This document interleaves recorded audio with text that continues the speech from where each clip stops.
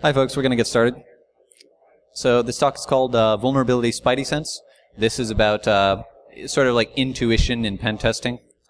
So we're going to be talking about things that you can see on a pen test that will give you an indication that something might or might not be vulnerable so that you can sort of prioritize targets during a pen test. So let's talk quickly about who we are before we get started. So we're TrustWave Spider Labs. We're the professional services division of TrustWave. We do traditional pen testing, forensics, research, and we're in application security. So I'm Dan Crowley, aka Unicorn Furnace. I've been working in information security since 2004, and previously to that, I've been a hobbyist. I'm working in, like Chris said, in the AppSec division. And I wanted to make it clear that the vicious lies from my detractors about me profiting on black market sales of unicorn horn, absolute lies. Don't believe it. So I'm Chris Vinecombe. I'm a security analyst with TrustWave. I'm responsible for going through and doing some of the automated testing when we first start off a test, and also going through and grabbing kind of some of the low-hanging fruit. I may or may not own a grappling hook. I've got an upcoming court case, so if you really want to know about it, talk to me in November. So the Spidey sense, what is it we're talking about here? So we're talking about prioritizing during a pen test. We're talking about intuition as to whether or not something is or isn't vulnerable, and we're going to talk about why this is useful and some ways that you can tell that something might be vulnerable just by looking at it, not even actually getting into the testing. So during the course of a pen test, you're limited first by a schedule, right? We only have so much time to go through and test this stuff, whereas somebody that's truly kind of dedicated to trying to break in has as much time as they want. They can take, months or even years. Because of the time limitations, we're also going to be limited by coverage, right? So if we have a list of targets to look at, we're not going to be able to do an in-depth look at every one. And we're not going to be able to try every type of attack that looks like it may be useful. The last one is just an expectation of significant results. We have clients that expect us to come back with good stuff, and same with our bosses, right? They want to know that we're going to do a thorough pen test.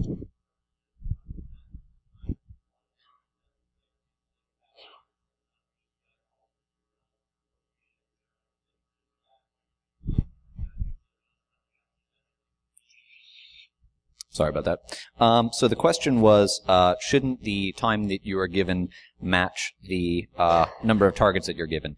And in an ideal world, yes, but we do not live in that ideal world. I am frequently called. You get to that ideal world by selling companies on the idea that everything does need to be looked at, that everything does need to be secured. The problem is that I don't know that that is actually an ideal world. Bruce Schneier has a great quote where he talks about security being a trade-off. That I look around the room here and I don't see anybody wearing a bulletproof vest. You, sir, are not wearing full Kevlar armor, and you could be shot. But that's okay. You don't have to wear Kevlar armor because you're not on a SWAT team or something like that. So, yeah, maybe you could wear full Kevlar armor, but probably you don't want to because it's fucking heavy stuff, Kevlar. I don't know if you've ever put on a Kevlar vest.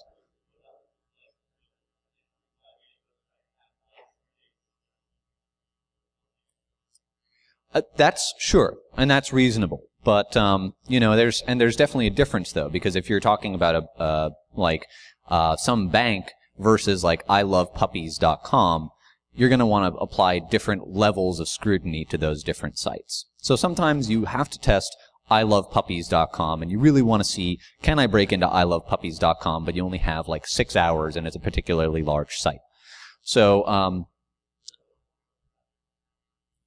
I don't have one. I'm sure there might be. I know Burp Suite has a tool to count the number of application URLs and the number of unique parameters, and by that you can give sort of an estimate. So yeah, Burp Suite is fantastic, and it has that nice feature. So you can sort of estimate it, but the truth is that frequently we and other pen test shops are called upon to do testing on large surface areas without enough time or resources to cover all of it, and so you do have to prioritize. So we wanted to kind of get down to the nuts and bolts of it. Real quick, we have the broken windows theory. This is a sociological theory that says if you have a building that has a lot of broken windows or vandalism, it's more prone to more broken windows and more vandalism. It's basically because if you walk by a building, it's got all the windows are bashed in. You know nobody's maintaining it, probably not monitoring it too carefully, so you probably have a better chance to get away with it. You can kind of apply the same concept to networks and to applications. So we wanted to go over some real basic broken windows. The first one here we have is test pages. So there's a few different things you may see for a test page, right? You may see an interface with no backend, so you have an HTML form that when you try to submit it, it doesn't actually do anything. You may have some debug pages or things that were used to kind of test the functionality of the site before it went into production. If you're seeing these on a live site, it means that they probably didn't go through and carefully remove these kind of test pages before it went to production, right? If you're getting debug messages, that can tell you a little bit about what's going on in the back-end system. So it gives you a little bit of insight. And you may find some non-production functionality, which may be more prone to simpler types of attacks. They may not filter as well, for instance. Things like typos can show you that it sort of implies a lack of care, right? Somebody didn't go through and carefully work on this, right? They may have just rushed it out, and when you rush things out, there may be some new stuff kind of behind the scenes. If you have a really ugly site or it's got animated GIFs, that may tell you that it wasn't professionally developed. Yeah, and it may also tell you that it's an old system, right, or just an old application. So when I see something like that, the first thing I want to look at is do a little bit of recon and try to find some older vulnerabilities, do a little research, right? Same with broken links. It shows nobody's watching, nobody's monitoring it, right? Things are breaking and nobody's going through and fixing them. And then verbose robots files. This can be a roadmap to sensitive files. When you have people that put things in there to block them from, say, a web crawler, that tells you a couple things. First of all, it points you to some really neat stuff sometimes. But secondly, it shows you that whoever developed the site and put together this kind of robots file didn't they didn't really grasp the security implications of it. They didn't understand that it's not meant to be used as a security mechanism. And if that's the case, then what else did they kind of not do right? So here's an example of a really egregious robots.txt file. Just to be clear, we didn't actually find this on a live site. I really wish we did, because if I ever saw a directory called pictures of me in a tutu, you know I'd visit it. I would love to see that, not because I'm weird or anything. I mean, I am weird, but all right, moving on. So, but all of these things make me go, ooh, what's that? So this kind of, especially something like /admin, that implies that, because really, this is for those of you who aren't familiar with the robots standard, this is basically a list of what crawlers and applications are or aren't allowed to go visit these things. So if you're putting something like /admin in there, this is just like is an honor system. It's like, please don't visit these things. So like, this is the sort of thing that would set off alarm bells for me. Just the fact that there's a robots.txt file there, okay, whatever, and seeing that for like different product pages or something like that, or user functionality, which is linked from the normal like menus and user interface of the site, is not necessarily bad. But when you see things in there that you find new application URLs, new paths within the application in the robots.txt file that you wouldn't find through normal browsing, that's a red flag, because it's like, okay, well, why did they put that in there if no crawler is ever going to reach that? So that's interesting. So here we have credit card numbers are 100% secure. I don't know about you guys, but if I went to a website and saw this, I'm going to think really hard before I go through and put my credit card number in. These aren't really used nowadays. So seeing this tells me that there may be some older vulnerabilities present on the system. So some more broken windows. We have HTML comments.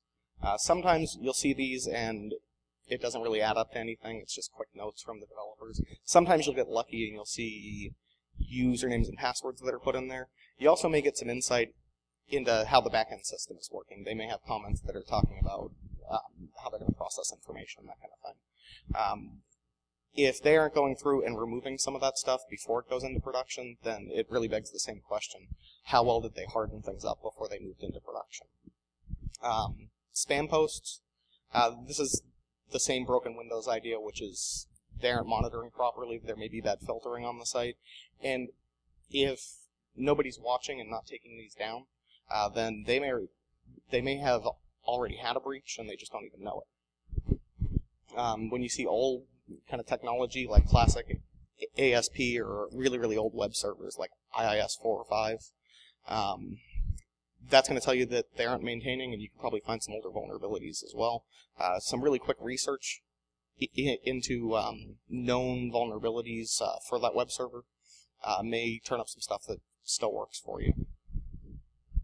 One more thing I wanted to mention about the old tech thing. It's not necessarily that nobody's updating the website, although that's frequently the case. It might be that this is just built a long time ago, and it's been sort of like they've been like just since years ago been putting patches and patches on this old piece of technology, and it's just you can only put on so many band-aids on something before it's just like, okay, let's throw this away and build something new from the ground up. So that might indicate that they're just, throwing patches after patch after patch after patch on this old thing, and there's a good chance that you're going to find something that hasn't yet been patched. So we have a weak password policy. That shows just kind of a lack of understanding of basic best security practices. If you can also find username enumeration, then brute forcing might also be trivial. And then password hints, these are kind of a fan favorite with us because we aren't talking about security questions, right, where it's asking you a question, you give an answer. It's just a hint to what your password might be that you're putting into the system. So this inherently weakens the kind of security mechanism, right? It gives someone a hint towards the password that they may be able to turn up just with a quick social media search, right? If it's asking what your dog's name is, I could probably find that on your Facebook page. One thing that you'll also see a lot of the time is people will just put their password as their security hint. So you can just hit the hint button and it'll give you the password. So the thing about password hints is that it's, like Chris said, an intentional weakening of the security mechanism, which is maybe a choice that you want to make for your particular application, but it's usually a choice made not in favor of security. So that's an indication that something might be vulnerable because there are intentional choices made to weaken the security of the system. So here's an example of some spam posts, and I think we actually took this off of a forum posting about erections or something like that. So this these might actually be legitimate comments, but if you were to see this on ilovepuppies.com, well, this is probably spam posts. And similar to the whole thing about, this is probably the closest analog that we have to broken windows on a building. It's somebody vandalizing your property and you haven't really done anything about it, or you don't have the resources to do anything about it. So that's interesting. And so here's an example of something with password hints. Now this is a little bit better than what we usually see. What we usually see where password hints are involved is you see some sort of login prompt where if you get the password wrong but get the username correct, it'll say, okay, well, you got the password wrong. That's okay. We all make mistakes. Here's a hint for you. And, so like I said, that's an intentional weakening of the security. This one's a little bit better because you at least need to get two pieces of information correct. Sometimes you'll have functionality which will just say, do you need a hint? Put in your username and we'll give you a hint. And frequently you can just put in random usernames and it will confirm for you by giving you a hint or not giving you a hint whether or not a username is correct. So that can be a problem in and of itself. And the next thing is overcomplications. Now this is a big one. This is when you start to actually delve into the application itself. So one thing that we see frequently that sets off alarm bells is unnecessary input. One really easy to understand example is if you're working with a shopping cart application, and when you put something in your cart, you see something in the post body like ID equals X, and product name equals Y, and price equals Z. Why should I need to provide the price to the application that's selling me a product? Like that price should be on the server. Like I shouldn't be needing to give you the price there. And so the question naturally comes up, well, what happens if I give it a different price? And this used to be a huge problem in shopping carts, and we still see it today, but sometimes you can modify some piece of information like that. Another example is when you see something like a username. Not so long ago, I was testing a piece of forum software where every post you made, you would submit a username with the post. And again, if you're logged in, you shouldn't need to provide that information. You know, your browser shouldn't need to tell the system, I'm making this post and here's my username. And it actually turned out that you could post as any user you wanted just by changing that username field. So that's the kind of thing that will throw up red flags for us. Sometimes you'll see odd program flow, some application that works in a really kind of backwards way and it achieves what it's supposed to achieve. But, you know, one thing that we see sometimes is, processes that don't need to be multi-staged that are multi-staged. So, you know, let's say a password reset, for instance. What you could do for a password reset is have a page that says, you know, put in your username and select the security question that you want to answer, put in the answer and a new password. So if you get the username or the answer to the security question wrong, it's not going to do the password reset for you, and you don't have to do anything like reveal the username or reveal the security question. You don't have to, you don't, as an attacker, you would have to be guessing all those pieces of information simultaneously.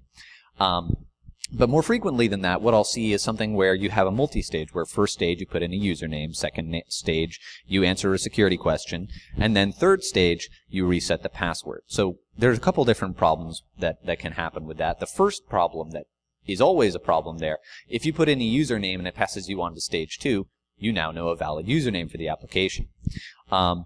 What I can frequently do is go to stage 1, put in a username, go to stage 2, answer the security question, go back to stage 1, put in a different username, and then go to stage 3 and set a new password. Now, what frequently happens there is that you sort of confuse the session where, you know, stage 1, you put in a correct username, and it sets, you know, some like username variable in your session. It associates you with this particular user. And then you answer the security question, and it sets some flag like user has answered security question in the session. So then when I go back to stage 1 and set a new username, I've already got the flag set that said I've answered my security question, so I can go on to stage 3 and set a new password, but I can go ahead and change the username with stage 1 before I go on to stage 3. So we have like a bypass of the security question. We've broken the authentication by skipping around in the flow. And if you don't need to do like a multi-stage process, you don't even have to deal with problems like that. So, you know, odd program flow will often tell us that something weird is going on here, that they're doing something in a weird way that probably they haven't thought about too well. I'll let you talk about the Session destroyed on password change. You log into an account, you go to My Profile, you go change password, change your password, and it logs you out of the application. Right? That can tell you a few different things. First of all, that's just not necessary. Right? That also may tell you that in your session cookie, they're putting your password in there. So that's why you're getting logged out, is the password's no longer valid. So another thing is it might not be in a session cookie necessarily. You might be doing the sessions properly, but maybe you've put the password in as a session variable. And when you go to check authentication, you're checking not that the session has a valid username, but you're actually doing a lookup against the password every single time. The problem with that is that this information has to be stored somewhere, right? The sessions have to be stored somewhere. So if let's say you've got an application on shared hosting. PHP by default will store all its session files in /temp, which, by the way, is accessible to everybody. So if you're able to access those files, you can see everything that's in someone's session. So if I manage to get access to those session stores, all of a sudden I have passwords for people. And the fact that you don't need to put passwords in the session, in session variables, you know, it's a bad idea. So you really don't want to be doing that, and so it's an indication that something again is weird. So here's an example of the sort of fields that shouldn't be in there, fields that I shouldn't, as a user, need to specify to the server. So we have an ID number, which is probably fine. There might be some direct reference problems where I can change that ID and get access to something that I'm not supposed to. But more likely, I can change the username from smcjigglebits to, I don't know, admin or something like that, and see maybe the authorization in the application is based on what I tell it. So maybe I'll get to see resources for some other username. And certainly this user can launch nukes. I want to change that from no to yes and see what happens. More frequently than user can launch nukes, I'll see something like is admin. And you can tell what probably happens when you modify that. Some more types of broken windows, things that are going to show you what a low-level vulnerability may lead to, is things when you have direct control over some aspects of the system that you shouldn't. So, for instance, just like in the last example, ID numbers, right? That really should be stored in your kind of session variable. That shouldn't be in a cookie. That shouldn't be something that a user can control. But what happens if you change it? Are they sequential? Right? What happens if I subtract one? And then what's the first ID? Let's say that they are sequential. Right? What is ID number 1? Is that the admin? Or maybe 0? Same thing with the usernames. You may also be able to use this to enumerate usernames. So if you guess one and it breaks your session or does something else weird, maybe it's a bad username. So it really is change it and see what happens. Right? File names and paths. Kind of the most simple use for this is a path traversal. You can use that to enumerate the file system, and it might give you some kind of insight into what kind of operating system they're running or what's going on the back end. And then HTML and SQL, right? You really don't want to see that going out in a request to the server. You may, of course, get HTML injection or possibly some cross-site scripting if it's just pure HTML that's going out. The better one is SQL, right? We've seen this a couple times, and it's almost a direct pipeline straight to the back-end database. Right? Normally, it's not filtered too well, and this should also make you wonder, what else are they trusting me with? What else can I send to this server that it's going to just be fine with? So here we have a quick SQL injection kind of payload. So we have a link to a login page, and then a parameter with some SQL code going out in it. They probably aren't looking too closely at this, right? First of all, this is going to tell you that they're not really following best practices, right? I really shouldn't be sending this out in the first place, but they also probably aren't checking it. So you might just get full kind of access to the database with one link. Sometimes you'll see something like this, except it'll be obscured in some way. It'll be encoded as ASCII hex, or it'll be encoded with base 64. So that's interesting stuff. And we'll talk about that a little bit later, but I know that whenever I see a base 64 string in an application, the first thing that I do is decode it. Sometimes you'll see like odd filtering. Some sites will have like a pseudo WAF in place. They'll have some sort of wrapper around every single script that they run, which just checks all the input parameters for bad things and tries to either remove them or reject the input. And based on what things are being filtered in that sort of scenario, and the fact that they've tried to roll their own WAF is a big red flag anyway. But you know, if you have an application that's doing weird things with your inputs, you might try adding some fake parameter to the end of a URL and seeing, like, if you put the word script in there, does that get taken out? Does that get filtered from the resulting page? And that might indicate that you have some sort of overarching protection where some developer was like, I really don't want to encode all my output because that's annoying, so I'm just going to put this thing that looks for any instance of the word script and takes it out because, of course, we can't do any sort of cross-site scripting without the word script. So, sure. One thing that I've seen, and I always love to see it, is if you see they're filtering out the word alert. A lot of vulnerability scanners and pen testers will use an alert box as a proof of concept for cross-site scripting. So that goes back to the developer, and they don't really know what to do with it. They don't know how to properly filter for cross-site scripting, but they see that you have this one word that they can filter. So they filter out the word alert, and that stops your proof of concept from working, but it doesn't stop you from getting a cross-site scripting payload to go through. Yeah, I mean, actually, if you have an application that just takes the word alert out of any input that you give it, that's going to stop a lot of vulnerability scanners from identifying cross-site scripting. So you prevented the vulnerability scanner from seeing that you have a problem, and maybe this is because you don't actually want to fix it. You just want to stop the guy who runs the vulnerability scanner from complaining to you, or you really don't understand what's going on and you just want the vulnerability scan result to go away. So this, either way, it's an indication that you really want to dig deeper into this application. Probably if you have some sort of overarching protection like that, it's not working properly. Sometimes you'll see user-defined error messages.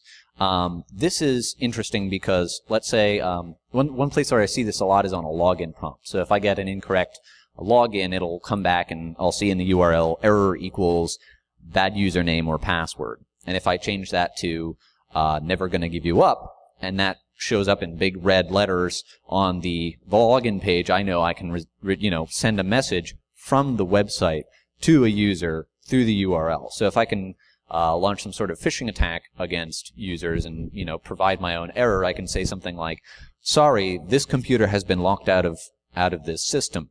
Please call 1-800-ATTACKER to reach the help desk and get your password reset. Something like that.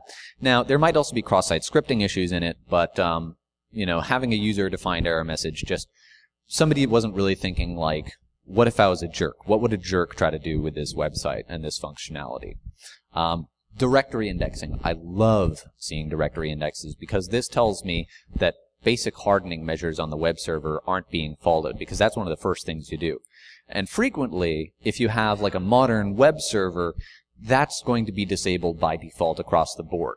So it tells me either you've actually enabled this for whatever reason, or you've got an old version of the web server that doesn't disable directory indexes. Either way, I know I'm going to find something. Anytime I'm in a test and I find a directory index, I know I'm going to find something. So I always want to go after a target that I see some sort of indexing.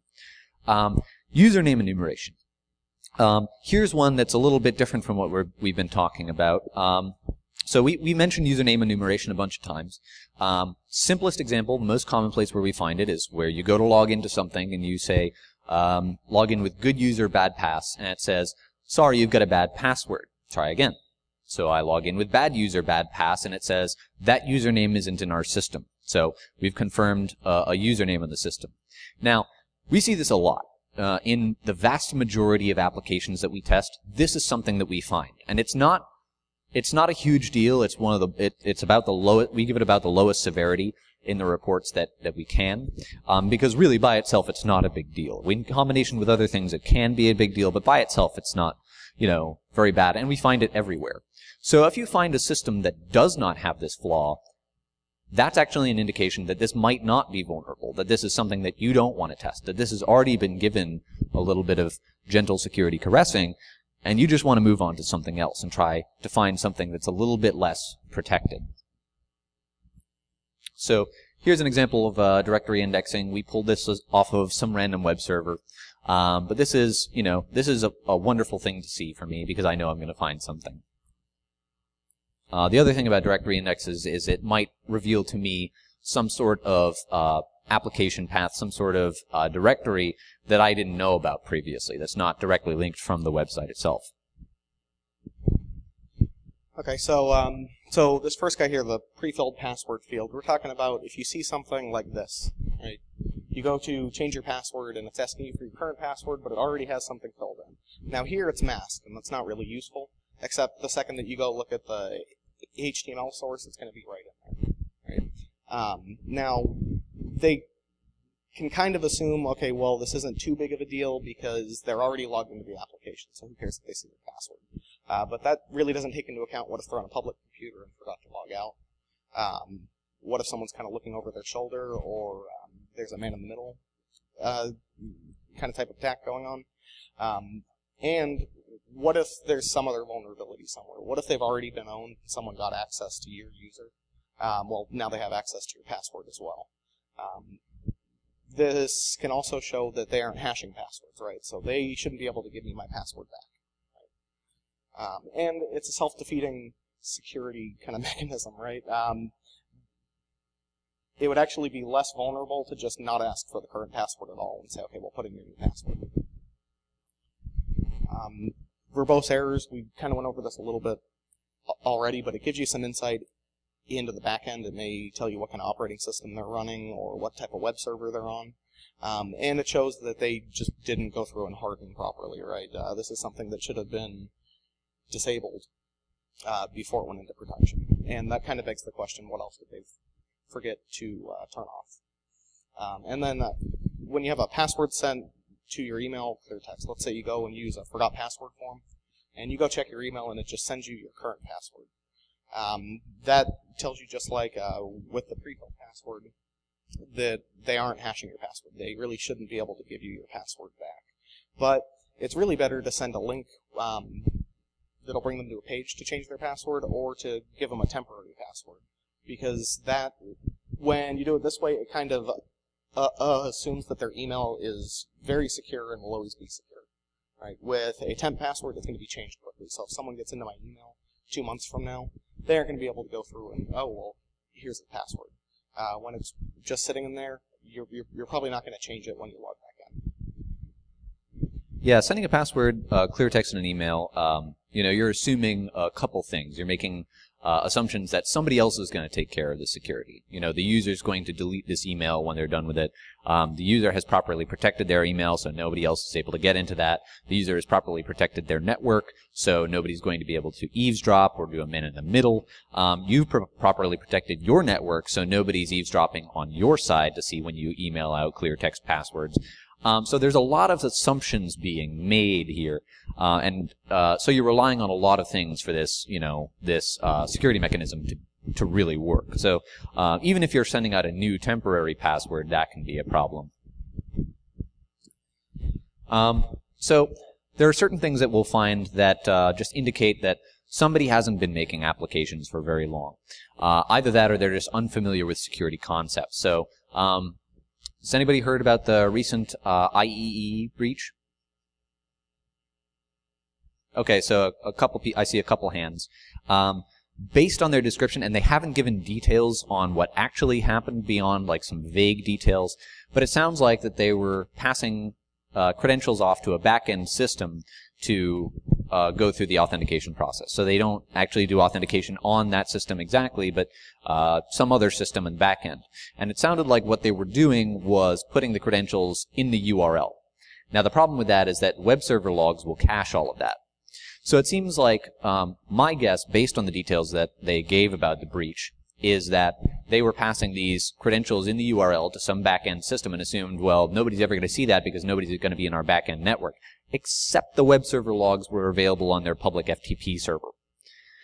So somebody was able to grab the logs, and that's why it accounted for only a certain percentage of the users that were actually in their system, because maybe this sort of thing was only in place for a short period of time, or they only had the most recent set of logs. Maybe they're doing sort of like log rotation and switching out the logs at some point. So it was only X number of users who had logged in past a certain point who were affected by that breach. So that's a problem because you're not understanding the difference between get and post. You're not understanding that if you put something in a URL, it will get logged by browser history maybe, by web server logs, by proxy logs, by all sorts of places. So it's an indication that you don't really understand the difference between get and post, that you haven't been doing this for very long. I really, really love when somebody says base 64 encryption. Because base 64 is not encryption. It's very, very trivial to decode base 64. There's plenty of resources that will allow you to do that. If you have a lot of time on your hands, you can do it by hand, although I don't recommend it. It's not encryption, and a lot of people think that base 64 is an encryption algorithm. It's not.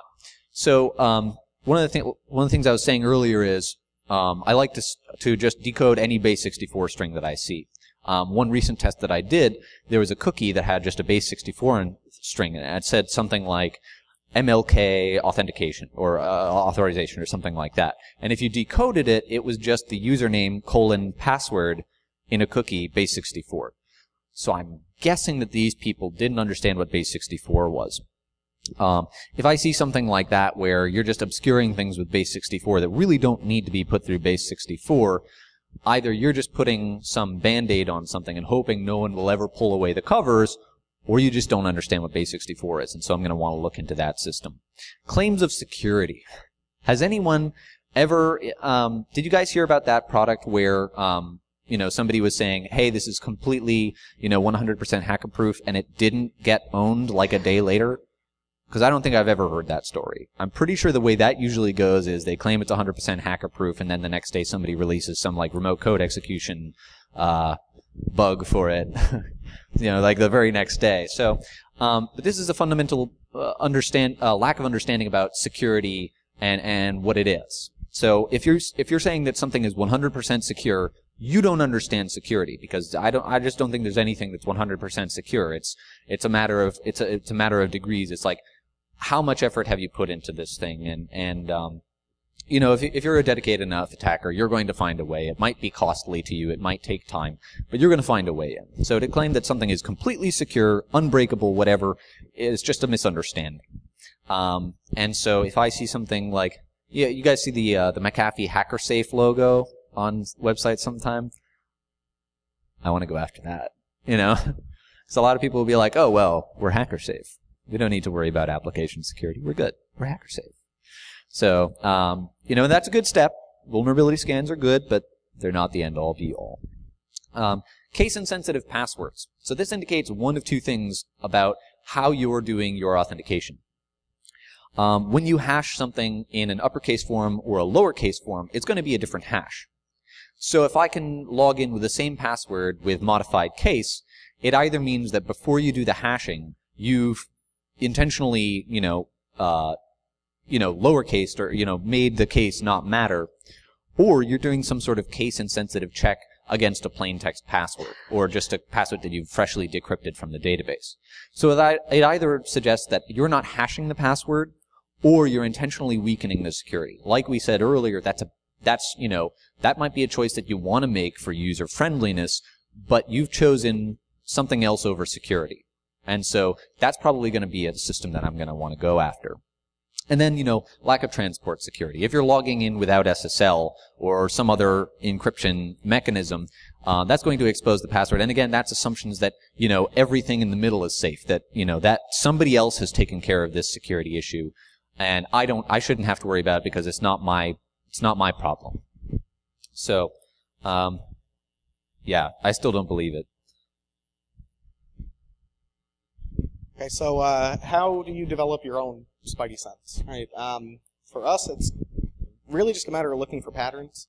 The way that we first came up with this is every time we'd find, certain serious vulnerabilities during a pen test, would notice the same kind of low-level vulnerabilities were also present. So they can kind of work as a roadmap for you. If you take notes, right, it's kind of the same thing. If you see these low-level vulnerabilities and then find the same high-level vulnerabilities repeatedly, write it down, take notes, look at old reports, right? But just trying to spot those patterns. And then the last one's just practice, practice, practice. Get as much experience as possible, and just keep your eyes open.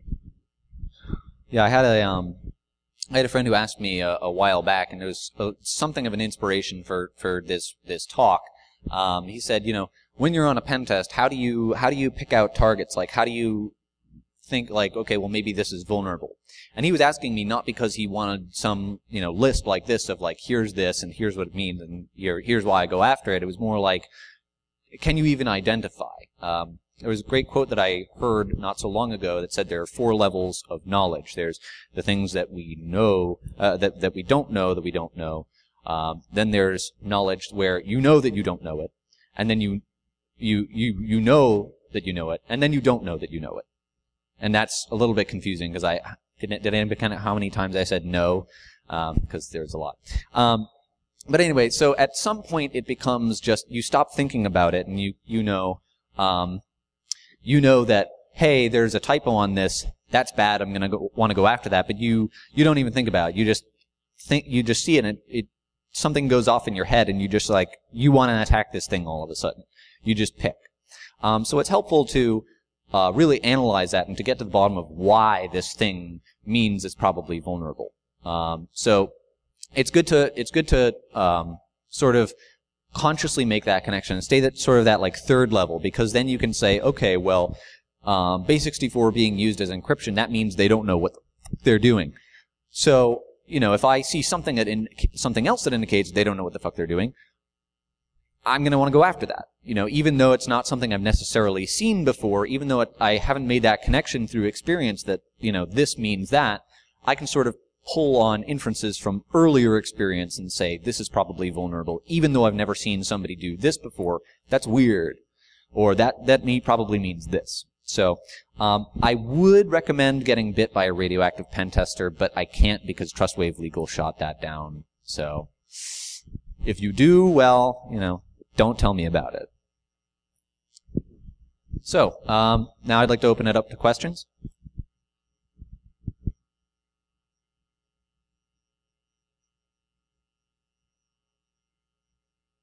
Okay, it looks like everybody's all set. So, thank you.